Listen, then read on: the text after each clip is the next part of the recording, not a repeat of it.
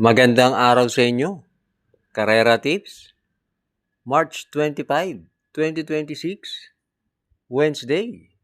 Shoutout nga pala kina Sir Romeo Jimenez at Sir Isagani Santos. Race 1, 3-year-old and above maiden race. Distance 1,200 meters na merong 10 entries but 8 in betting option. Start ito ng winner take all, races 1 to 7.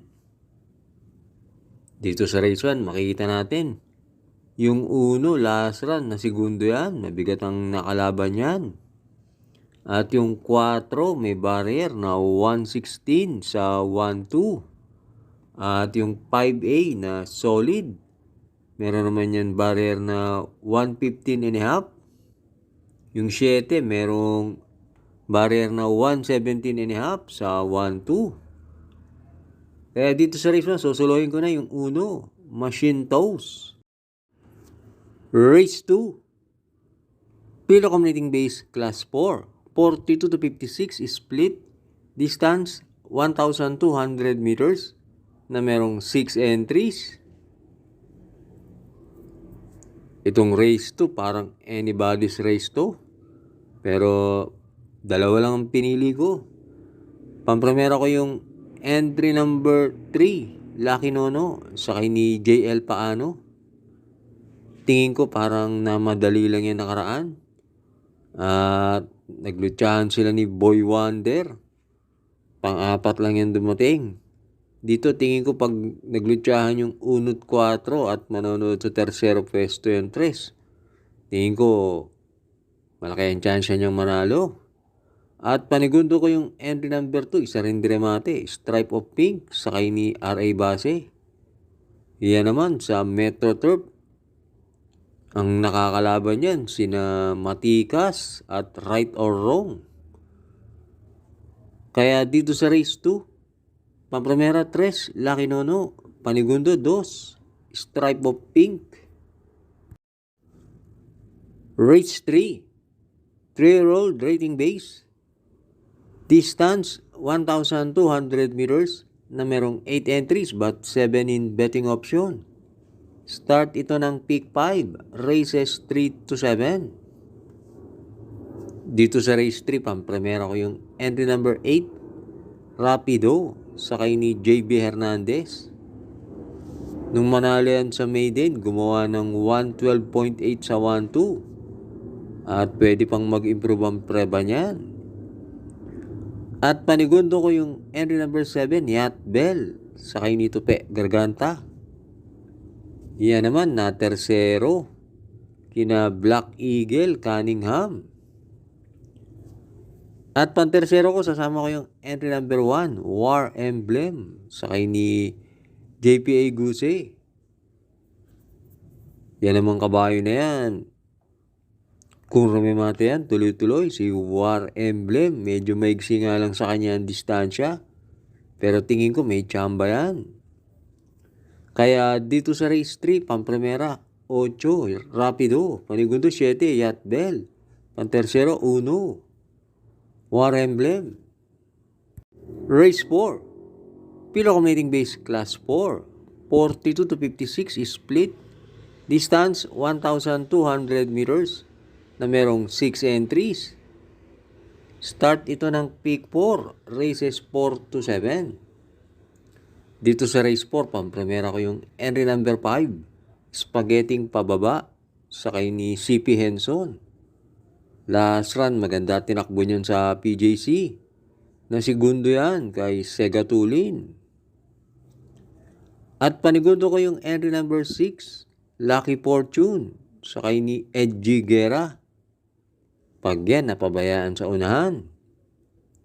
Tingin ko malaki panalo niya. Last run, na tersero yan nung manalo si Static. Kaya dito sa race 4, pampremera 5, Spaghetting Pababa, panigundo 6, Lucky Fortune. Huwag na huwag pong kakalimutan mag-like and subscribe. At binabati ko nga pala ang ating mga members. Thanks for joining. Race 5 na tayo. Pilo Accumulating Base Class 4. 42 to 56 split. Distance 1,200 meters na merong 7 entries. Dito sa race 5, pamprimera ko yung entry number 5. Amor Mi Amor, sakay ni MP Laloma.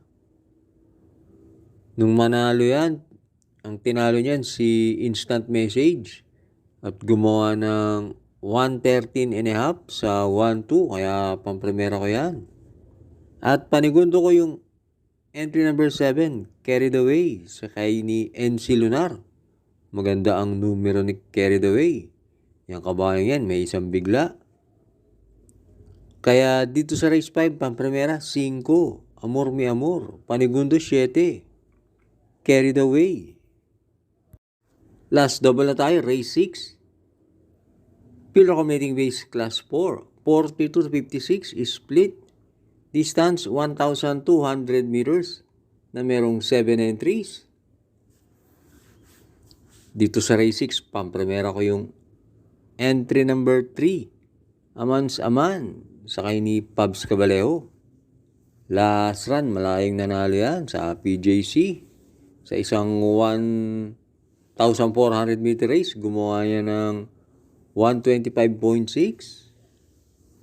Kaya lang, wala pa akong nakikitang panalo yan sa distansyang 1-2, kaya maglalagay akong panigundo. Yung entry number 5, Golden Charger, sakay ni AM Bupete. Last run, gumawa yan ng 112.8 sa 1-2 sa PJC. Kaya dito sa race 6, pamprimera 3, Amans Aman.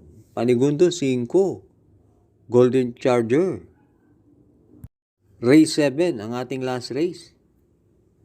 Pilo Accumulating Base Class 5, 17 to 41 split. Distance 1,200 meters na merong 8 entries. Dito sa race 7, pamprimera ko yung entry number 4, Twinkle Toes, sakay ni AM Bupete. Last run, hindi masyado maganda alis niyan.